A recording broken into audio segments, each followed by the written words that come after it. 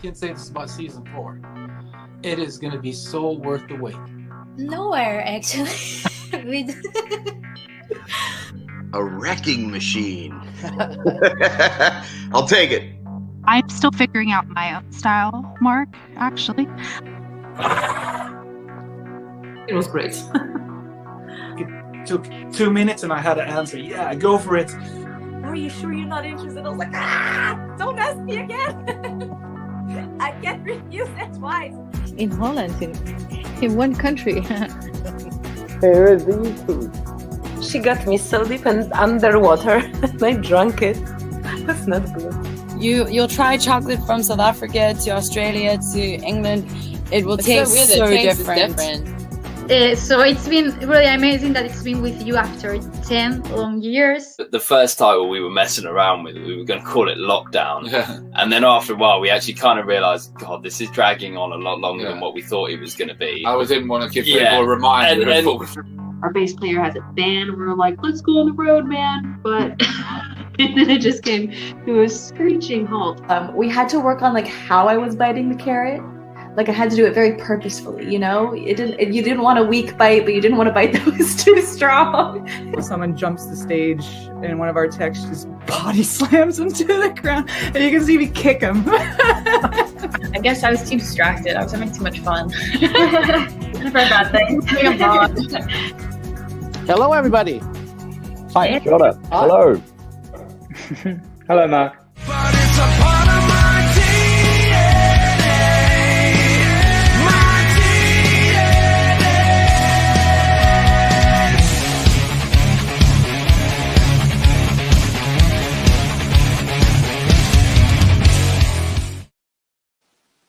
Good afternoon, good evening, good morning, wherever you are in the world. I'm Mark Sugiyama from Eclectic Arts, based here in Seattle, Washington. And happy Friday, this 16th of April, 2021. And hopefully you're having a nice Friday and a good start to your weekend if you're someone who doesn't have to work on the weekend. And just a few quick housekeeping things before we get to the interview with my guest today. I want to mention that if you have time and have an interest, that at 1 p.m. today at Pacific Daylight Time here on the West Coast, I have Terry Nunn from Berlin stopping by to talk about her event that's coming up. And then also tonight at 5 p.m. Pacific Daylight Time, I have Little Miss Nasty, who just dropped their first music single, Hungry, and they also have a music video out for it now. So if you want to check that out, we're going to be talking with not one, but not two, but all three of the four folks that made that song and video tonight at 5 p.m. And I believe it's actually their first live stream interview. So I'm excited about that as well. And so if you want to follow what I'm up to, you can go to Eclectic Arts Media, one word, on Instagram. That's where I post everything first. And then I migrate some things over to Facebook. And then things kind of fall where they do. So if you're watching this on YouTube, I'd appreciate a subscription click. And also, if you could like the video, that's great. And if you're on the Twitch side of things, if you could follow me over there, that's always appreciated as well. Okay, my guest today is a hard-rocking band from Scotland. Their new album, Against the Wall, was released on March 5th. Please welcome to the Eclectic Arts Virtual Studio, Scott from Mason Hill.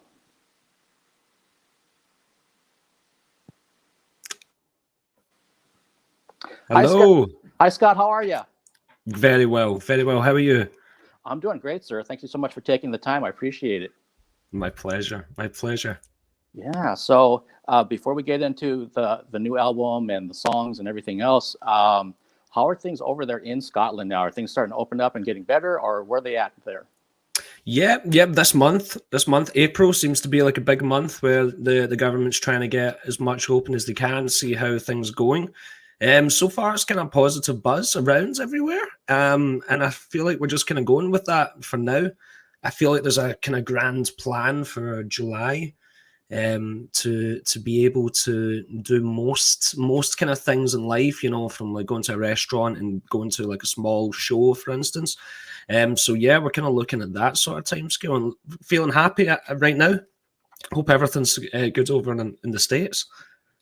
Yeah, you know, we're kind of, I think, having in the same spot over here, at least in Seattle, that things are opening up some, and there's a little bit of hope that we can, get back to some level of normalcy, including obviously live concerts, which I sorely miss, as do thousands of other people. But at least there's some light at the end of the tunnel, which is a huge thing, which we didn't have, a year ago from now. You're right. Yeah. So, like I was mentioning to you pre-show, I'm new to the band. So any of you hardcore fans out there, please forgive me if you're like, how come he's not asking all the little nitty-gritty details? But I'm trying to find out more about it. Of But course. as soon as I heard your music, I was like, this is a band I want to talk to because I really like what I heard. So, too kind. Yeah. So Against the Wall, what was the timeline in terms of when did you guys start writing this and when did you get a chance to record it? Was this all pre-pandemic or a little bit into the pandemic? Yeah, well, the planning goes back to, in essence, when we were children. Like, this has been the kind of product our kind of life as musicians has been leading towards. The band had only brought out a 4-track EP before this in 2015, if I'm correct, and that was, we were. The kind of way it went was we'd had a few kind of school bands. Me and James, we met up, the lead guitar player. We became friends young ages, and kind of realized this is one we want to try in life. So we tried a few bands. It didn't really work out.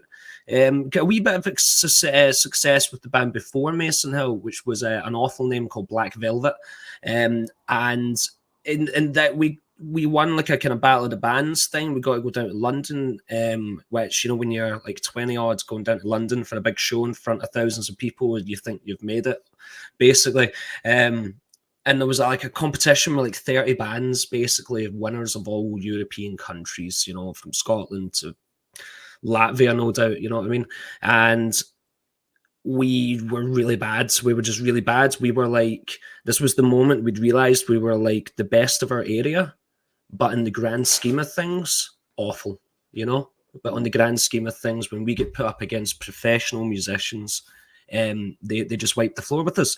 So, you take that disappointment, that kind of bitter feeling, and you turn it into positivity and realize what you want to do. And it was the best lesson we could ever have got in hindsight.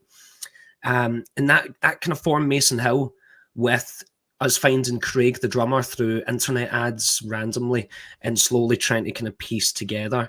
And from that moment, it was our aim to bring out an album finally.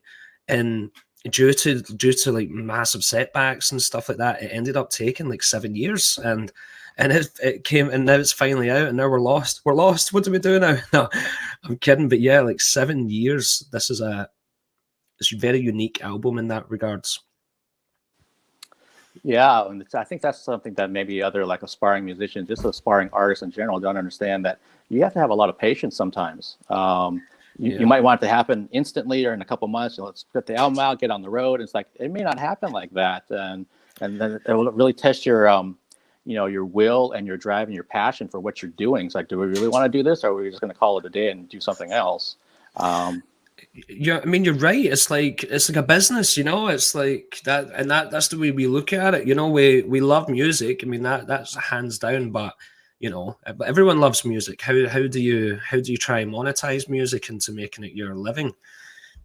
And as people listening, if they have small businesses, they'll know it's not easy. It's a very, no matter what your I don't want to say product, but do you know what I mean? No matter what your field is, it's still in essence essentially like a small business that you've got to try and fight for and grow organically. And that's tough, and I feel for anyone out there trying to do that. But finally, after a lot of years, it's getting there. Yeah, no, that's a really good comparison. I know somebody that was trying to start a tattoo shop over here a long time ago, and he was telling me after the fact that the first mountain was to get it open, but then the second harder mountain was actually to keep it open. Yeah.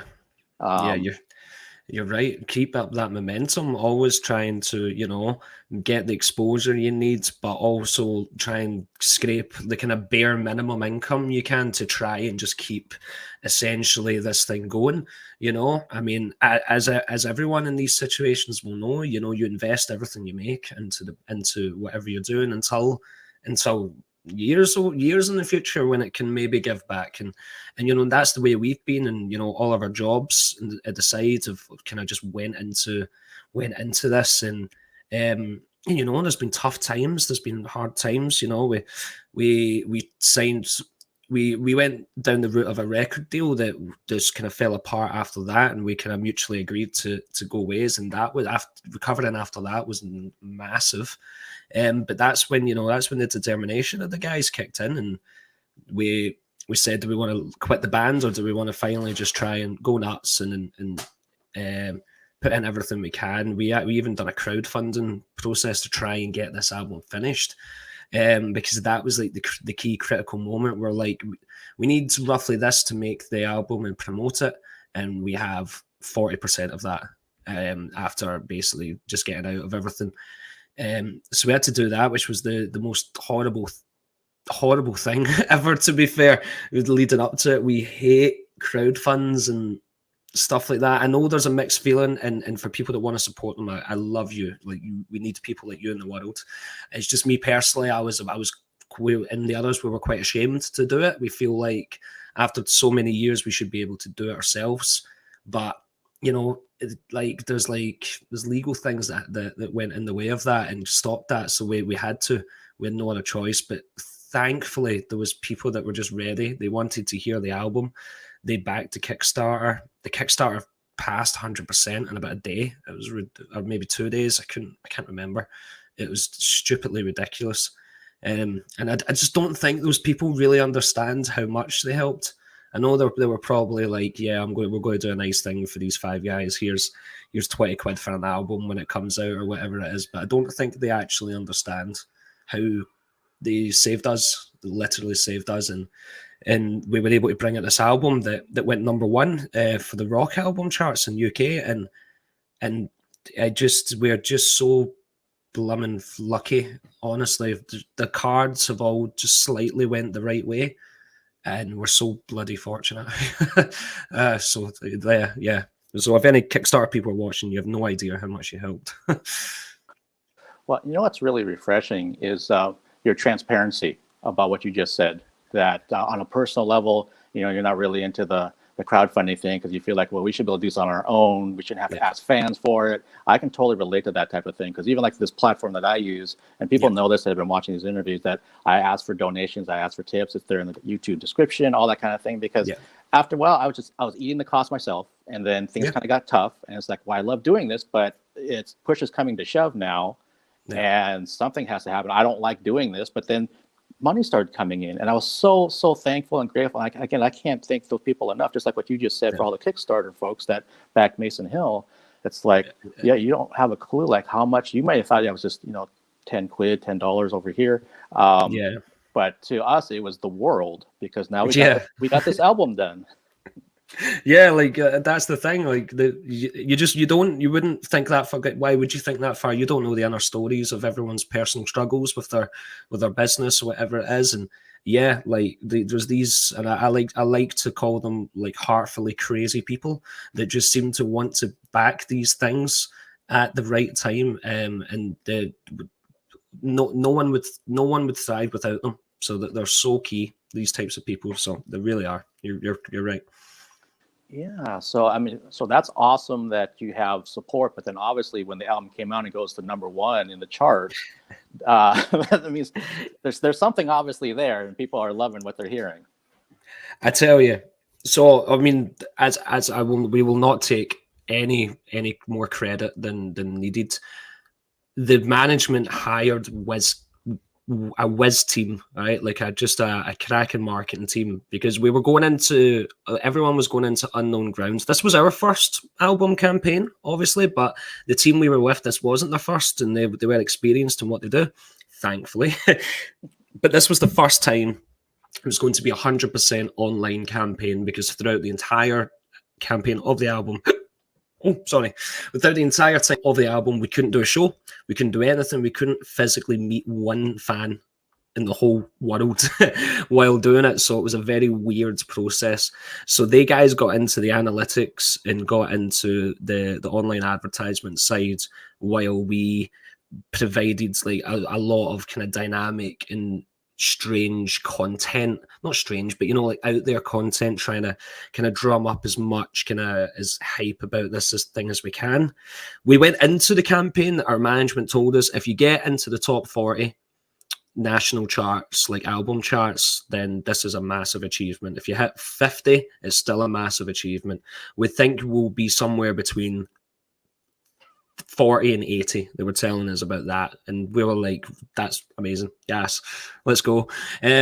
but you know, as the campaign started, I feel like the 7 years of people going like, we like this band Mason Hill, but where the hell are they? You know, they've never brought out an album. I feel like that could have went two ways. That could have went, oh, you forget them, or I feel like a lot of people just remembered throughout the years, and we tried to reach out to as many people as we could. We tried to make it just this kind of people power movement. Then because we it was an independent release, you know, or it was we're all independents. We're all not signed to any major labels, but we're trying to take them on, and something just kind of clicked. And again, I don't. It's stupendous to think about it, but we got to number 19 on the album charts for a debut, and that was the first time a rock band's done that since Royal Bloods, and I think it was Arctic Monkeys or something, sort of something stupid like that.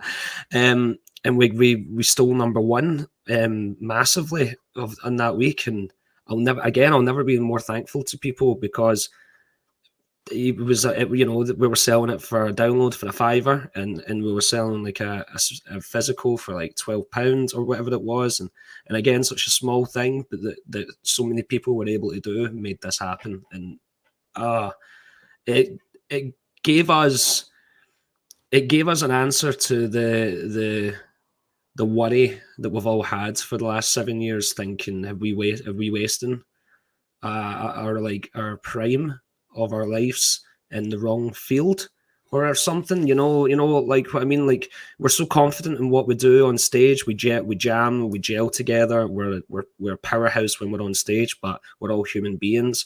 We all thought, you know, you'd be massive when you were 20. When you were 14, you thought you'd be big when you were 20. You know, we're all getting closer to 30, and this was like that sign where, like, yeah, it's getting time to quit your jobs, guys. It's getting time to take this on for life and realize that this could have been what we were meant to do. It could have been kept, like, with the now with that platform, what can we do? You know, what can album 2 be like? We, you know, Europe and America is starting to take a bit of interest in the bands, which is again phenomenal. So how do we expand on that? How do we just try and do that dream that so many people have, that not many people can do it? It's no guarantee whether we'll do it, but at least we're privileged enough to be in the chance where maybe quitting the jobs and going for it is justified. Sorry, I'm rambling. No. I absolutely love what you just said. And again, it's refreshing to see somebody so transparent, so thankful and grateful for the situation they're in now, knowing that there's more work to be done, there's more opportunities there, but that you're not taking one bit of this for granted. No, stupid. We never believed it. It was like, just do shows, have fun, and maybe just settle down and get a job when you're mid-30s. You know, you know. And then you start seeing, like, people singing the songs, people getting tattoos, people putting these works of art on their wall, and then you think you're like, wait a minute, is some people like thinking of us the way I think of people I love? And like, I was like, how weird is that? And people are so, like, they're so lovely, and they just seem to be so nice, and we're just the most thankful bunch of guys you'll meet, because we don't believe it. We can't feel it. It's like we're in the Truman Show and we're about to wake up, you know. Mm-hmm. So it's all fake, and then it's like we'll just wake up and like, oh God, wait, no, it's not all happening. But yeah, it's we're not used to it yet, and I hope we never do get used to it, because it's amazing. Yeah, well, you know, again, for myself, being a new fan of the band, and you know, here I am in Seattle, Washington, talking to you now. Yeah, the buzz is definitely there, and I've interviewed, I mean, just live stream wise, since May of last year. This is number 166. Oh, wow, that's amazing. Yeah, but I guess for me, it's that I only interview people that I want to talk to. I don't have to do it. I'm the boss. So yeah, I don't have someone saying, Mark, you need to talk to this person at this time on that day. It's like, no, if I have an interest, either from mildly curious to super uber fanboy and anywhere in between, then I try to schedule things. And no, there's definitely something going on with your band. And also, I'm getting just by looking through social media a little bit, it sounds like your live show is something to be seen and heard. I think you've really created a strong foundation from that, which then sprung into this album release. Yeah, that's the thing. That was like what we had to rely on. We for our entire career we had to like do the 80s approach, where you've got nothing to listen to as well while you're not with us. So while I've got you for this 25 minutes where you're listening to me, we have to create an impact on you, and you have to go and tell your friends about us. In 2 years down the line, be willing to still buy the album. So there's like that pressure on. So like we have that is basically where most of our focus in our early careers have went, is to try and be the tightest band around, no matter what the problems, and be basically we could be able to do your part to the point where you could do it in your sleep, every single bit. Now we're rusty now because we've not seen each other in about a year, but yeah, like that's something we've always been very proud at, is that we are meticulous to a degree of our live show. And people say like as you say, like there's like a buzz maybe about the live shows. I guarantee you, our live shows, if any of the guys watched them, we go, oh, come on, it can be a lot better. It can be a hell of a lot better. So I cannot wait to get out on the road. We finally, like here's the thing, like to remember as well. We've done all these shows with no product for people to really have and remember. They've had the EP, which is 4 songs, but by the end we didn't play 2 of them live, so there was only 2 songs that you could maybe know the words to. But people learned the other words based on rubbish YouTube videos of hearing, like with bad audio, because you're right next to the speaker and it's just crazy. But for the first time ever, we have an album that people have had in their hands for like over a month now. By the time we go on tour, it'll be a few months. It feels like we've just been waiting for this moment for so long. And I can't wait. I honestly can't wait. People are going to know the songs finally. It's not going to be like that. I mean, that's one problem new bands have. They have a major problem where that a major part of shows is people love connecting with the song that they know and they like. That's why a lot of new bands do covers, for instance. So they'll filter their original content in the middle of covers so that people are still kind of just jiving along with what they know. And it's what we done. As well as starting out, we used to just take any gigs that we could, and it maybe be like a 3-hour set in a pub, and you're like the night's entertainment. You'd have to learn like 20 covers, and you'd throw in your 4 original songs in there, and then maybe sell a couple of EPs based on it. But this will be the first time where that's not a case anymore. With the headline bands, basically most people that are coming to see us will be coming to see us. There'll certainly be new people there, but the majority. So for us, and they have the product and they can sing the songs, and we can have a magical night together, being on the same page, being on the same level, because we've never been on the same level. And I can't wait for that. Well, I love a couple of different things you just said there. One is that when the guys in the band look back at a performance, they're like, oh man, we could have done better than that. I mean, you're constantly trying to improve. You're constantly not satisfied with where you're at, and that's going to keep driving you forward and getting you better and better and better. But I also completely relate, just merely as a fan, when you're talking about when you see a new band and you keep seeing them and you love their live performance and you're like, when's the CD coming out? When's the album coming out? Oh, it's coming out soon. It's coming out soon. And 5 years later, when's it coming out? And then finally it's there, and you've heard these songs for many, many times over the years, especially for your fans that are over there on the other side of the pond. Then they can be like, finally, I've got this physical thing in my hands. Like you were just saying, I can listen to it for as many times as I want for the next couple months. And so when I finally get to see Mason Hill live again, boom, I mean, I'm just going to be completely ready. And it's just going to be like this huge explosion of positivity and just grandeur, basically. Yeah. And like, I don't think we could have timed it any better. Like, another thing I like to be honest about is that, this pandemic has caused a lot of kind of grief around the world. But one thing it done was it helped us get to where we were, because it brought all the averages down in terms of like charts and all that stuff. Everything was a bit easier for people. So like, I feel like everything's worked out. It helped us get a higher level, and it seems to just be finishing for when we get to go out and do like this first ever UK 30-day tour, whatever it is. It's 25, 30 dates or something now. and I just think like no matter how down we can all get about the world and about the state of it, just try and remember that, you know, through the bad some good things are happening. We're just one example. There's plenty, you know, there's a lot of people that, you know, have been able to see some sort of light in it as well. And yeah, I just pray everything. I pray that we're at the end of it now, because it's been long. It's been a long year for everyone that I get, you know, being stuck in the house. It's been strange, but I think we can hopefully look forward to the end of the year, right? Yeah, I think that's the kind of gut feeling I have, that we're moving in the right direction. And you are right. I mean, there have been some silver linings for some folks during the last year, and I'm one of them, being able to connect with someone like yourself doing this. And for like film people that I've connected with, they would normally be filming a movie, or there just wouldn't be time in people's schedule, including my own. I would be physically at, you know, a show at a club here, and, you know, doing photography and writing reviews and all that kind of thing. But I've connected with so many people from around the world during this last year that I'm super grateful that I've had this opportunity, because again, like you just said, for many people, I mean, this has been one of the worst times in the world to get through. So finding those silver linings, you know, you grab onto them and you hang on to them. Yes, you take the cards you're dealt with. Exactly. Take any sort of positive kind of bit that you can. You know, that's why I'm living on the kind of the recent news and just holding on to it as long as I can.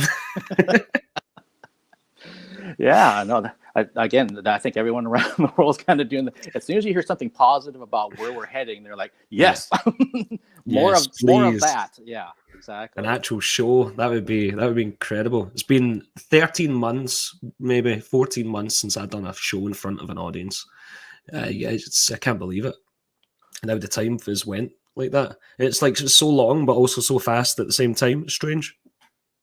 Yeah, no, I totally understand what you're saying, because, and then if you're on social media, you get little reminders about, a year ago this happened as a memory or whatever, and you're like, holy shit, has it been a year? That's all started happening since February. All the memories, the last show, and then, you know, the like 2-week lockdown thing. That was a memory a few weeks ago, and I was like, oh my god, if only we'd have known at the time, right? It's going to be another year. You know, I was actually in America as the lockdown started. Do you know that? In March, I was we were finishing off the album, and I was doing my vocals in New York State, and I left basically. I left as UK was not on lockdown and returned when they were on lockdown, and right as Manhattan especially, and was because that was awful at the start. I mean, I remember that was a major panic. Maybe just because I was there and I seen more of the news there. It was probably bad around the whole country, but I remember that, and God, like, it was my dream to go to America as like for my whole life, and I went there and I didn't see a single thing. I didn't see a single thing. I went into the producer's house, and he had like a basement level for me, and I was just kind of kipping in there for 2 weeks while we made the vocals of the album together. Big shout out to him, Brian Sperber. He taught me so much about my vocals that I'll take on for the rest of my life. And I remember he took us, he says, right, we're going to go into Manhattan today, but we're not going to leave the car. You know, you've got your mask and all that, but I feel like you should see it. And we were able to get round it, all of it, in 30 minutes. It was empty. The place was a ghost town. I couldn't believe it. I felt like I was in a movie. The only time we stopped was because of red lights, you know, like there was no cars on the roads, and it was like that movie I Am Legend without the grass. I was like, whoa, I'll never forget that. Wow, that had to be super surreal for you. Okay, I'm just flashing back to that time frame, what you're talking about in March, especially in New York, because that's when that particular state was really getting hit hard by everything. It was. Yeah, and then it's like a post-apocalyptic type of scene. It's what it's flashing in my head of you driving around in a car for 30 minutes through Manhattan, which is all of it. Like literally every corner of it.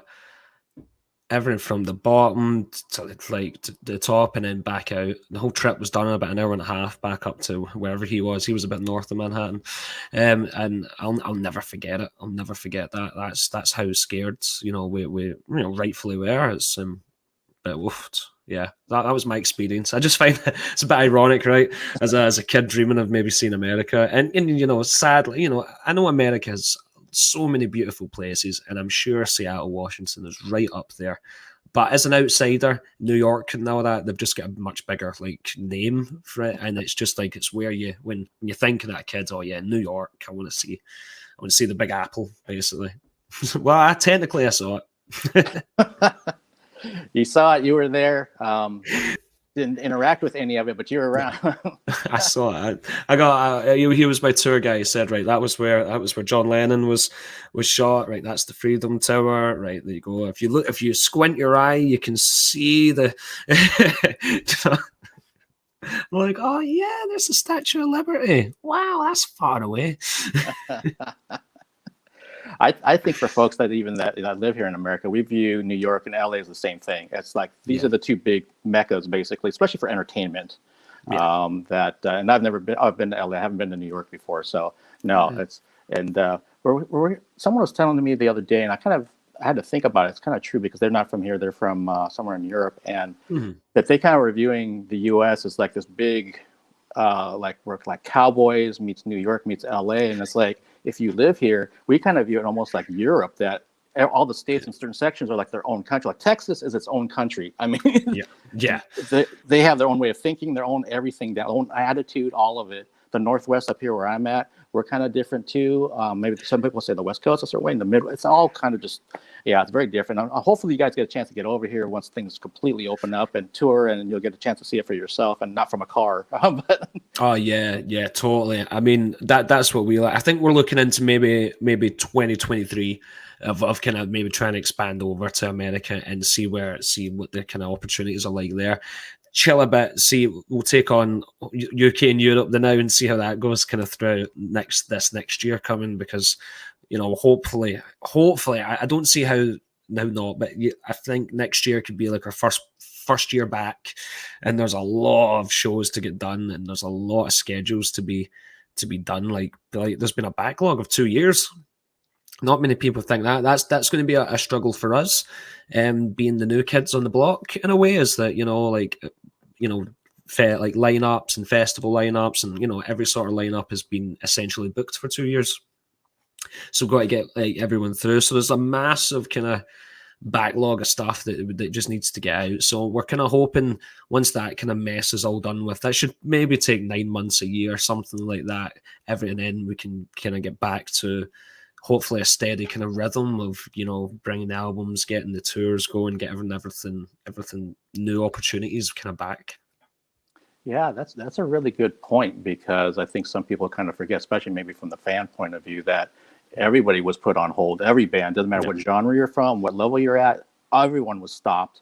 And then once the green light happens, oh well, all of you can't be out there at the same time getting the exact same gigs in the same clubs, venues, festivals. Exactly. There's some time of attrition has to kind of happen to people. Okay, we're on tour now. Somebody's off the road. Someone's doing an album. All those kind of things that were happening pre-pandemic.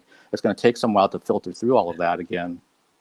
Yeah, you're right, but it shouldn't take too long. The good thing is that I'm assuming like your consumer of music, like that type of person will just be, instead of maybe going to one show a week, they might be going to 3 shows a week at the start. You never know. Like, I feel like if all angles of the industry is just going to be a bit more overdrive. It's like think of it as like a theoretical stock market line. Like we're in the big dip right now. We've been in the big dip, like with all of that. So when it opens up, everyone's just going to be excited, ready to go. And you might even see some sort of kind of older stories of like the 70s, 80s, where, pubs have got a band every night and they're full, because people have just kind of maybe going back to that old sort of thinking where like, I'm not going to take this kind of for granted again, Yeah, I absolutely hope that's the idea. And I do think that even for people that were more the casual music fan during this last year, they're like, oh, when that band comes to town, I think I'll actually go see them, versus pre-pandemic, they would have been like, I'll just listen to the album or watch something on YouTube or whatever. It's like, no, they realize how much they actually are missing these opportunities because they were taken away from you. Exactly. I mean, it's the same, but that's life. I mean, we're all complacent in life. We're in a privileged time where we have so much in front of our eyes that it's too much to digest. Do you know what I mean? But what this, you know, another maybe silver lining to what this kind of whole pandemic has done is it's slowed us right down and given us like no sort of outside things so that, you know, maybe we can sort of appreciate. I know we shouldn't have to. We should just be able to love life the way we want. But just while we're here, you know, we might as well kind of reflect on maybe that we could maybe do things a bit differently and maybe put a bit more focus into the things we love rather than just a little bit of focus into a lot of things, because, you know, there is so much out there, and maybe get back to, you know, kind of meeting each other human to human in like small gigs, pubs, all that kind of stuff, just embracing this kind of the artistic side of life a bit more. Yeah, that's very well said. I know for myself personally that I've found out and was reminded what actually matters to me during this last year. And it's constantly like that. So I know that's what's made me super grateful and thankful. And then when those opportunities come back, which they will fairly soon in the next few months, then it's going to be like, I'm never taking that for granted ever again. Exactly. You know, I'm the same. You know, I'm the same. I was guilty of it. I was guilty of like just maybe saying no to like going out with friends or stuff like that. You know, like just all these times where I said to myself, oh, I can do it next week, you know, or I can do it for, you know, whatever. Just kind of calm your own mind, and then boom, there you go, lockdown, can't leave your house. What do? You know, you start to think about things and think about what you'll do differently, based on the fact that you never know, like you never know. We now know to not be complacent and take each year as it comes right now. And, you know, if you get the opportunities to do things, do it, enjoy it. You never know what's going to happen. Enjoy the hell out of it. Yeah, very well said. I think that's actually probably the best way to actually end this interview for right now, Scott. It was truly a pleasure talking with you and learning about Mason Hill. And I would love to do a part 2 of this, especially I'd love that. Yeah, I'll try to connect with you through your publicist over here in the U.S. and continue things. Because as some people know that watch my interviews, some of them go like a long time. But well, I do have a schedule to keep. I know you have one as well. But the band is awesome. I love what you're doing. Congratulations on getting the album out after 7 years. Thank you. And thank you for the opportunity. It's been an absolute pleasure. Yeah, thank you, Scott. Stay safe over there. Have a great Friday night. And hopefully, I get a chance to talk to you sooner than later. Brilliant. You enjoy the rest of your Friday daytime. I'm very jealous at that. I will enjoy my Friday night. An absolute pleasure. And of course, I'd love to do a longer one next time. Mark, thank you. Thank you. Have a good one. You too. Take care. Bye-bye.